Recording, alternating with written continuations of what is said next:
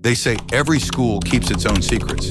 In mine, it was the girls' bathroom at the end of the hallway. Block D, second floor. Everyone knew the rule.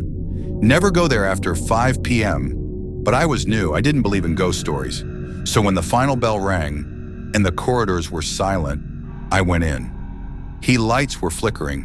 One stall door was slightly open. And then I saw her, a girl in the mirror, standing behind me.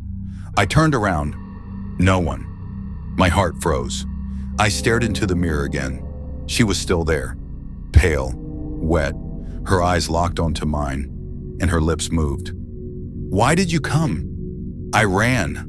I didn't look back. The next day, the janitor found something on the mirror, a handprint from the inside. That bathroom has been locked ever since.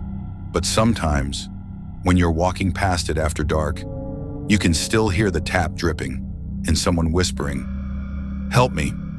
After that day, I started seeing her, not in the bathroom, not just at school, everywhere, at home, in the car, even in shop windows.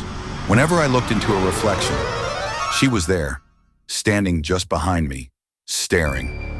My parents didn't see her, but I could feel it, like someone breathing behind my neck, watching me.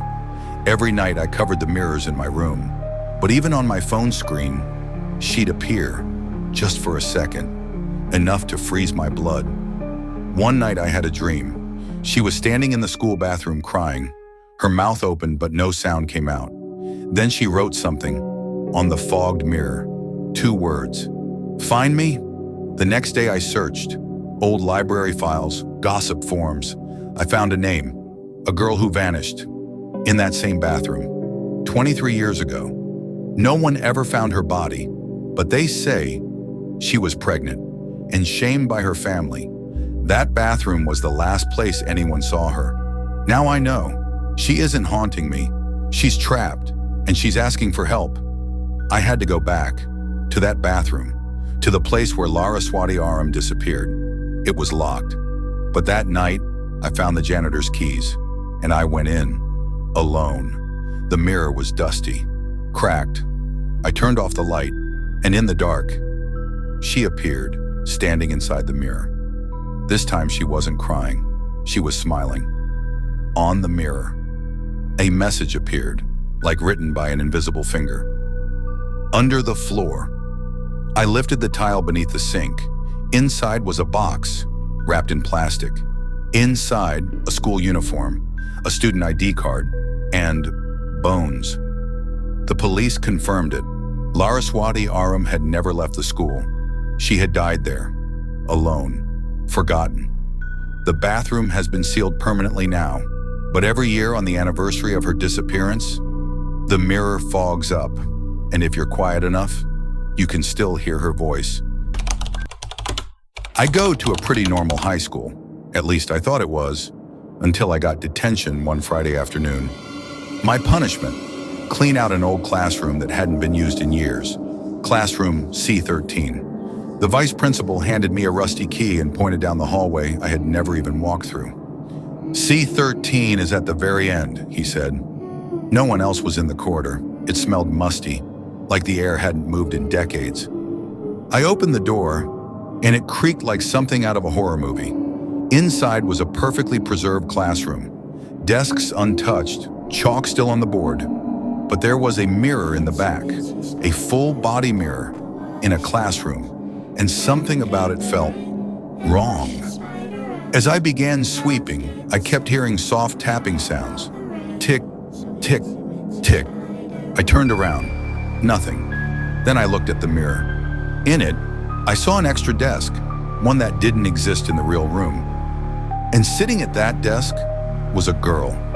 Long black hair, face down. I turned around to check. Nothing there. But in the mirror, she was still there. And now, she was smiling. Suddenly, the door slammed shut behind me. I ran to it, locked. I turned back to the mirror. She was standing now, closer. Then the lights went out, pitch black. I heard breathing behind me. I screamed. I kicked the door again and again until it finally opened. I ran straight to the principal's office.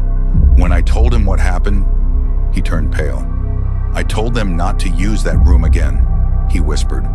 "They said the last student who was in C13 disappeared after seeing someone in the mirror. No one ever found her. Since then, the mirror's still there. But now I never walk past that hallway again. Ever." It was a normal Tuesday night. Everyone in the dorm was asleep. I was scrolling on my phone when I suddenly heard it. Ding! A clear school bell, echoing through the silence. But the bell only rings at 7 a.m. and never at night. The next morning, I asked the dorm guard. He looked at me and said, "You must have been dreaming. The bell is disconnected after hours."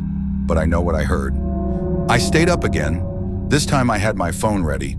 At exactly midnight, ding, ding, ding. I recorded everything.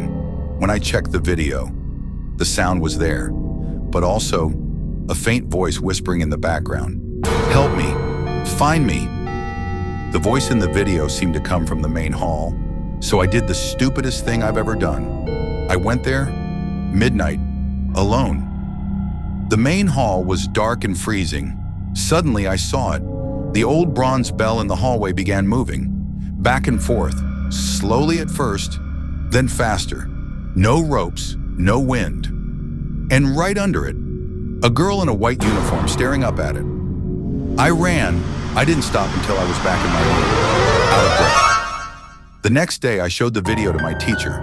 He said the girl looked like someone who died 10 years ago. She was crushed under the bell while sneaking into school after dark. Since then, I sleep with headphones in. I don't care if the bell rings or not. I just hope it doesn't call out to someone else next.